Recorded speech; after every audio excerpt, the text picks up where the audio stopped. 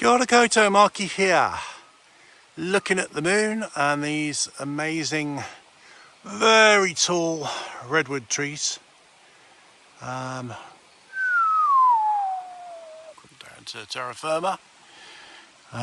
So on the edge of a mountain range, and these aren't native, but they're rather lovely. There's lots of them here. So it's a nice little spot to round off the day and just grab a final bit of fresh air before heading home via the supermarket. So welcome to the video. So this channel, if you're new, and if you're new, welcome, is all about helping people with retroactive jealousy. And although we make videos about tons of other things, our mission is to support people that have this lesser known and very little understood condition, by getting videos about that and other information out to people who are suffering with that, and to their partners who suffer as much as the sufferers, if that makes sense, if not overusing the word sufferer.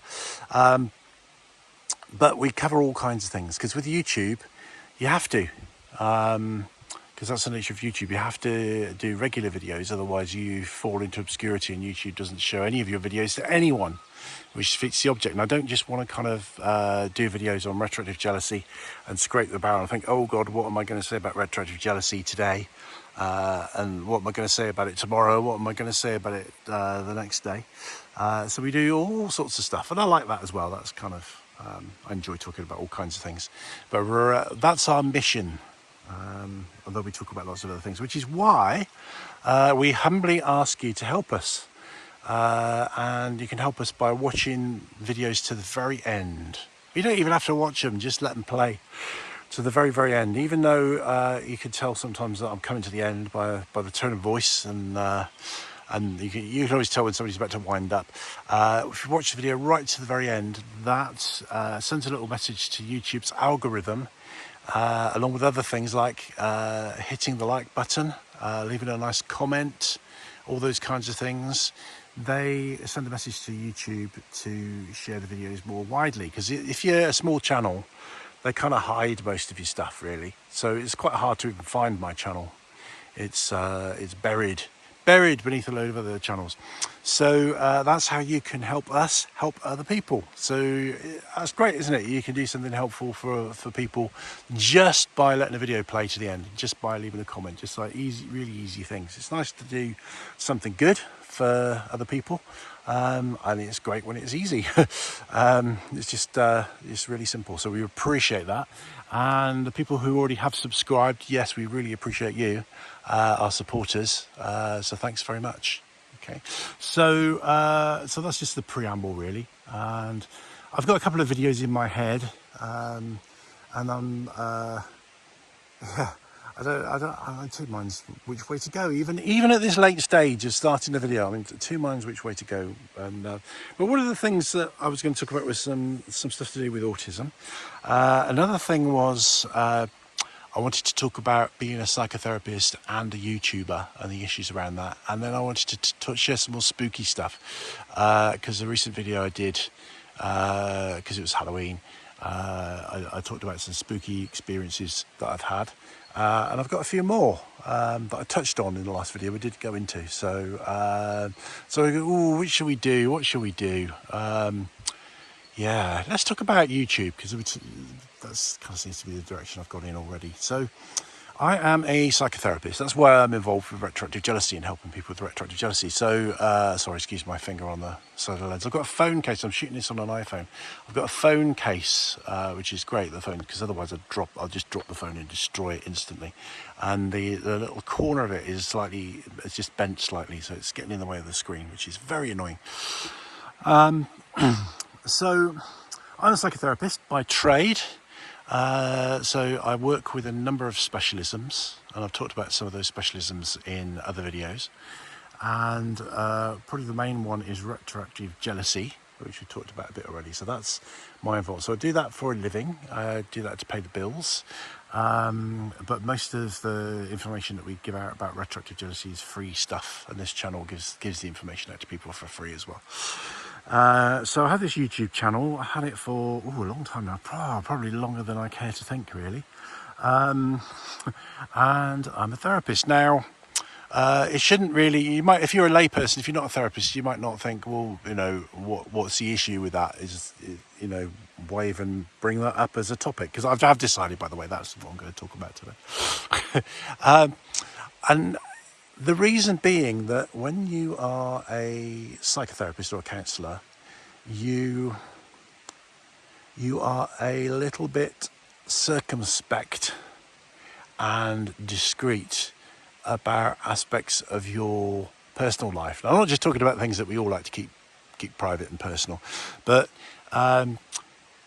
because when you're working as a therapist, it's very much not about you, it's about the client. It's better generally that the people that you're helping don't know too much about you, because otherwise they start to get interested in you as a person, and it can detract from what you're offering. Also, people can approve or disapprove of the things that I'm into. So they might not like, potentially a client might be put off by my videos and things like that. So generally speaking, historically, psychotherapists and counsellors have always been a little bit guarded, a little bit, not quite secret, but certainly discreet, certainly not forthcoming with personal information. Not in order to deceive or anything like that. Sorry, the thing is doing it again. Sorry, dirty nails, because I've been out and about in the outdoors. This is a rambly video. I'm tired right now, but it's kind of good, kind of tired from being out in the great outdoors. Just give you a little whiz round again, a bit more view, have a look at the moon, because light's changing all the time. If you can hear some background noise, it's a lovely gushing stream. Do not adjust your sets, as they used to say. So, and there are kind of two reasons really why psychotherapists and counsellors don't like to share too much of their own personality, their likes, their dislikes, their non-working life, or even other aspects of their working life with their clients. One is it can be a distraction. That's the one we've touched on, that clients can be put off by that. Potentially it can interfere sometimes with the therapeutic relationship. And the other is that most psychotherapy comes from psychoanalysis, comes from the old Freudian approach, and in that approach the therapist goes out of their way to be very mysterious, and poker-faced, blank slate, really, is a better way of putting it, so that it can create what we call transference. And when transference occurs, it can be used to enhance the therapy, or it can be like a core element of the therapy. Sorry, this phone case is starting to bend in and get in the way again. It's going to be one of those videos, so what's the word? Brace yourselves. Buckle up. That's the word I'm looking for. So if a therapist is a little bit mysterious and you don't really know much about them, you don't really even get much of their personality, then what can happen is during the course of therapy, the client will start to enact the phenomenon of transference. So transference is where they start to project attributes or memories of another person and another relationship onto the therapist. So they start to react to the therapist like they might do maybe their dad, or maybe an authority figure, or maybe a partner. And in psychoanalysis and psychodynamic psychotherapy, which comes from psychoanalysis, that is very much the bread and butter of the way it works. People don't realise how psychotherapy and counselling works. It usually works in ways that you don't think, the way that you don't necessarily think it's what's working that is the thing that is working. So in the original psychotherapy, it was really important that the therapist kind of keeps not keeping a mystique. That's probably putting the wrong spin on it, but an air of anonymity, an air of kind of blandness, I suppose, nondescript. So you don't really react to them as the person that they are. You don't really know the person they are. Sorry, it's happening again. So that's where that came from, and I think that has fed into all forms of counselling and therapy to a degree, even though some counselling and therapy has gone off in very different directions. Some is kind of antipathetic to towards the Freudian view, but still, I think the tradition of that, if nothing else, the habit has lingered. Now, I don't work specifically in a psychodynamic or psychoanalytical way. I work in what we call integrative way, which means there's a whole blend of different approaches. And I'm probably on the other end of the spectrum. I don't mind sharing a bit about myself with clients. I think there are times where that's useful, but there's also times when that's not useful. And obviously, it has to have its limits, because, if somebody's paying for a session with me, I don't want to be, I want them to have value from the session. I don't want them to be asking me about, what I did on the weekend, that's, but then at the same time, I also don't want to be rude. Sometimes, people will ask a personal question. And when I say a personal question, I don't mean, something inappropriate, but just, something about my life. I don't like to shut people down, whereas the more traditional therapists, that are more on the psychodynamic,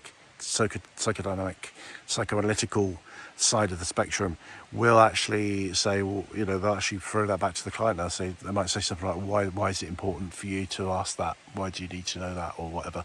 Which they don't mean that in a shitty way. They mean that they're trying to use that in a therapeutic way. But I think because clients don't understand therapy, that can often come across as as a bit dismissive, as a bit unfriendly. So I like to be warm and friendly and pleasant with my clients. I don't like to talk about me inappropriately, but I'm more relaxed about that side of thing, if you like. But I still have that view of very much keeping as much as I only allow as much of my personality and myself into the therapy room as is helpful for the client. I'm always very mindful. Whatever I say, whatever I do in a therapy session, I'm asking myself, what's the best thing for the client right now? And some people like, a little bit of small talk. It relaxes people, it makes people feel more comfortable, and some people wouldn't cope with the classic psychodynamic psychoanalytical therapy, which is very where the therapist seems not cold, but also not necessarily warm. So that's the background. So you're probably starting to see how this fits with the YouTube thing. So if you have a YouTube channel, and it depends what kind of YouTube channel that you have. If you're very much, I don't know, you might be somebody that just shoots landscapes, places, and doesn't actually even give a commentary, in which case your channel's quite anonymous still. Or you might have a channel which is about a non-controversial topic, and you might be one topic that you stick with and you just talk about, it might be trees, ball bearings, could be anything, again, where it's not that personal. You're not putting much of your personality into it. But then on the other side of YouTube, it can be very personal. A lot of people film what they're doing. People film what they're having for dinner. It can be a whole range of things. I tend to be quite personable and quite friendly, and I like to show a bit of myself in videos. I like to talk as well. I like to share anecdotes and stories and memories and ideas and things like that. So I put quite a lot of me into the videos, and also I share a bit about my family as well, because Gwendoline, who I co-host the channel with, she's my wife. We do videos together, and sometimes they might be about psychotherapeutic topics, sometimes it's just us goofing around, so our clients get to see us goofing around and all that kind of thing. So not that I want to hide anything. If I wanted to hide something, I wouldn't put it in a YouTube video anyway. But sometimes it's not great for clients to see that. And the other side of things is that I'm actually quite a political animal, or I used to be. I've kind of given up a little bit. I did a video recently which I put in the title something like, essential, or the most important video I've ever made, or you must watch this, or something like that. Because I've kind of given up on politics in a way, because I think politics has been hijacked. And I think the algorithms of social media and other platforms on the internet are all about creating division, because division creates conflict creates clicks. So actually we're being polarized. So politics isn't politics anymore. It's like you can't discuss politics anymore. If you discuss politics, if I say something that seems a little bit left wing, half the world will think, oh, he's a woke social justice warrior. If I say anything that's mildly right wing, and when I say right wing, I don't mean Nazi. I mean, just like conservative or Republican, then the other end of the spectrum will say, I'm a fascist, and it's all polarized. There's no middle ground anymore. Like most people are a mixture of left and right, or they're in the center. So I used to think that maybe things like YouTube and Facebook and all these other things, there was the opportunity to have some influence politically. Now I realise that very little. Although you've got a platform and lots of people see it, you actually have very little influence politically. And B, I think I've just given up on. I'm not saying that everyone should give up on politics, and politics should finish. But I think politics has been hijacked so much by this polarity that I feel like the best way is to step away from it. Which I've never felt before. I've never felt that. I've always felt, you should always, we should all be political. And when I say political, not necessarily the big P with a small p. And it doesn't mean being radical. It doesn't mean being extreme. It doesn't mean getting in other people's faces. But it just means, sharing your views in the way that we're all entitled to. But and in theory, I would quite like. Part of me would quite like, certainly the old me, or a few years back, I would have liked to have been a lot more political with my YouTube videos. But I haven't gone down that route, which is probably good, because politics is one of the things that alienates things the most. And if I was political, that would really alienate my clients, or potentially would. But also I talk about, religious things and belief things. Now, those of you who follow the channel will know I have a very open mind. I don't really do beliefs. I don't really believe in beliefs, if that makes sense. I have working hypotheses about things. I'm very interested in spirituality. I'm interested in the occult. I'm interested in religion, all religions. I'm interested in the paranormal, and I have a really extremely open mind about everything. And I like to use critical thinking, and I like to draw from lots of different ideas and theories and that kind of thing. But even with that, that could put people off or alienate people. So, for example, some people make assumptions. So for example, I know quite a lot about different religions. So if I'm working with a client who's Buddhist and they're talking about that, I will be able to understand a lot of their frame of reference and a lot of their principles and ideas that are behind their Buddhism. So I could have a conversation about that, which shows a lot of empathy, a lot of understanding, and where they don't have to kind of explain stuff. They can just talk about Buddhism and I'll get it, because I know a little bit about Buddhism. But because of that, they might just assume that I'm a Buddhist. And then if they watch a YouTube video and I say what I've just said, well, actually, I don't really, I try not to believe any one thing. That could then lead them to feel a bit disillusioned or a bit let down, or a bit, almost like maybe they might even think I've been dishonest in some way by the way I've approached talking about Buddhism and things. So it's a funny thing, really. It's a difficult thing. Now, I get most of my work, which isn't just for me, it's for a team. I have a team of people who work with the retroactive jealousy. And most of the work, so the referrals come through. Sorry, my hand in front of the camera again. The referrals come through to me through the website, and then I do a kind of triage and send them out to different people. So so the YouTube is immensely useful for bringing in work, but my YouTube channel is not a purely professional channel. It's a real mix. It's a real smorgasbord. So it's difficult, it brings up lots and lots of issues. Now, this never happened, and all this social media stuff is, new, comparatively new. If you're a youngster, you probably think it's been around forever, but it's comparatively new. So therapists have never had this issue before. So if I didn't do YouTube, I wouldn't get much work, because nearly all of it comes through the videos, comes through the retroactive jealousy videos for the most part, and some of the others that I do.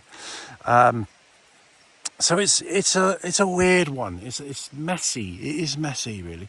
And the other side of things is so I talked about really. So the point. Let's just recap, because this is a very rambly video. The first point is. Traditionally, therapists are discreet and circumspect and don't bring too much of their personality into the room, okay? Because by not doing that, they can encourage transference to take place, and then transference can be analysed and worked with as part of the therapy. Although a lot of therapies are a lot of therapists that aren't so orientated to that original school of therapy and work in a different way, that still remains in a lot of psychotherapy and counselling even to this day. And then the other thing is that anything that detracting from the client, not wanting to bring anything into the therapy room that's distracting or detracting, that takes away from the client, because it's all about the client. It's their hour, it's their time, it's their story, is the second one. And then the third thing is if I share opinions, views or interests, even if it's something like walking on the beach and looking at odd things that I find and pick up, that could be off-putting to everything's off-putting to somebody. So somebody thinks, oh God, he does that, and I take I have got some quite weird interests. So which I suppose is coming into the next point I want to make, really, is that I'm very frank and honest about who I am, and also some of my struggles on this channel, mainly because I think it will help other people. So for example, I am neurodivergent, and I talk about that a lot. I talk about the fact that I have autism, I have ADHD, dyscalculia, dyspraxia. There's another one, I think, I can't remember what it is. And I talk about that in a lot of the other videos. I won't go into it now. That could undermine people's confidence in me as a professional, because they'll think, well, he can't be a very good therapist if he's got all these conditions. Actually, the opposite is true, and I've talked a bit about that in some other videos. The fact that I'm quite rambly in some of these videos, I go with that. I know I could do slick, well-prepared, well-presented videos. I can do that. I've been to Toastmasters. I do shit-hot presentations. I can do proper, well-presented, well-put-together stuff. But if I did that, I would hardly do any videos. I would hardly do anything.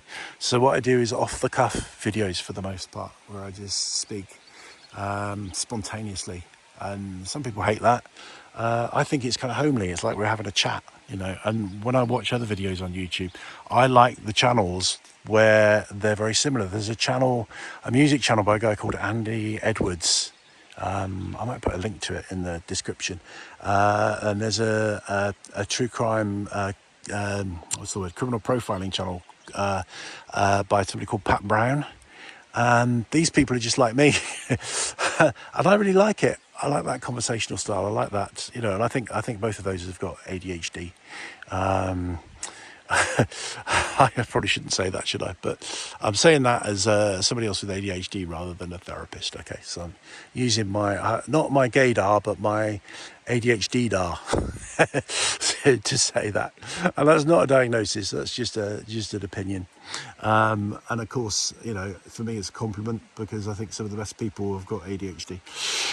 So, so I talk about these things, and other people could think, well, you can't be a very good therapist if he's, you know, he's autistic, and people make assumptions. Like think things like people think that people with autism don't have empathy.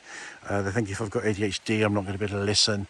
None of that is true. All my neurodivergent conditions have actually carved my path, my career path, and my life path into a place where I do what I do, and I do it very well. You know, I'm very good with therapy and with supervision as well. I do supervise other therapists. So, but all this could be taken the wrong way. So I run a big risk, really, in terms of what I do. It brings, you know, having a YouTube channel brings people in, but some of the things that I say in the YouTube channel could well put people off. Now, I'd be really interested in your thoughts on this, only if they're polite. If they're not polite, I'll just be horrible to you and then delete you. But I'd be interested in your thoughts, you know, and for example, does some of the stuff I say put you off, make you think, God, I wouldn't go to this geezer as a therapist?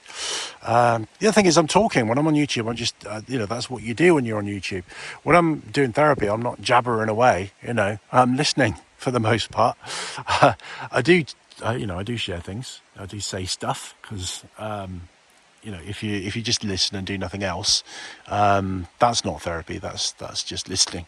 Has a value, but not as much value as you know, using the therapy skills that involve something a bit more interactive. So, and also, I'm interested if you're a therapist. I mean, it doesn't matter so much if it depends on what. When I say therapist can mean all kinds of things. Kind of, you know, it could be you can be a radiotherapist, you can be a massage therapist, or reflexology therapist, or osteopathy. There, I can't even speak now. Osteopath, or all kinds of things. But it's with the talking therapies, particularly psychotherapy and counselling, where this is more of an issue. So it's a dilemma for me, and also I just want to be myself with my channel. I want to be who I am. I don't want to put on a false persona, and maybe if I did, it might be better in some ways. I don't know. I mean, I think the fact that I show my personality, a lot of things I like to do is like training and presentation. I do also have a performance background, so it all fits with that side of things. But it's a funny mix when it comes to the one-to-one therapy, and that's where it's odd. You know, that's where it's a bit messy. But I have to live in the times that I'm in. I think, you know, maybe a different route would be not to use YouTube. But the thing is, I enjoy YouTube. I enjoy putting out videos on YouTube. I enjoy sharing bits of my life. I enjoy being a whole person on YouTube, not just my professional self, but my personal self. I enjoy sharing some, you know, things that are interesting. I have a wide range of interests. So like on this channel, you know, I do videos on accurate speech as well, you know, spoken English. That's the thing that could really put people off. Actually had clients approach me and say, oh, well, you know, they've emailed me and they said, well, forgive my language. I know you don't like bad grammar or something like that. And I'm thinking, oh shit, you know, I don't want my clients to think that I'm going to judge them for their grammar. I do judge people for their grammar, but when it comes to clients, I don't. You know, I go into a different zone, a different place, you know, a place of acceptance. So it's a real muddle, and a very 21st century muddle. So I'd be interested in any thoughts on this, really. I'd be interested in particularly other therapists and how you manage that. But don't give me comments saying you should do this and you should do that and you should do the other, because I'm just me. And if I didn't present YouTube as me and do the things I do, I wouldn't, you know, if I couldn't be me, if I couldn't do it in the ad hoc, spontaneous, genuine way that I do, I just wouldn't do it. I might think I'm going to do it. I might decide, okay, I'm just going to do, you know, scripted videos and and stuff like that. But I wouldn't do it. I would just find that the frequency of the videos would be less and less and less. So there we go. I'm going to try and end this video just as we get to the half-hour mark, because it's already gone on far too long. Yeah, tell me what you think. Let's open up a discussion. Just one thing I would say though, if I post this video on Facebook or another platform and you want to respond, please respond on YouTube in the comments section, not on the Facebook. And it's not a problem if you do respond on Facebook. It's not that I've got a problem with Facebook, but what that means is only the people that see it in that particular place on Facebook will be able to see your comment. If you put it on the video, everyone can see it and people could respond and have a conversation, because that's what I want to do, as well as open up a bit of dialogue. So you might have to join YouTube in order to do that, which is easy peasy. And there are instructions on, it takes minutes, and there's instructions on how to do that in the comments, the description box below. So would really appreciate that. Thank you for sticking with me for this video. I hope you've enjoyed the views of the forest. The moon has moved during the course of the time that I've been rambling. So it's just kind of hidden behind the branch of that tree. I don't know if you can still see her peeping out. So I hope you've enjoyed the ambience, if not the commentary. And I will be back with another video, but hopefully I'll do something about this poxy phone case that's getting in the way before I do. Thank you very much. Thank you for listening. Lots of love. Rangi Mario.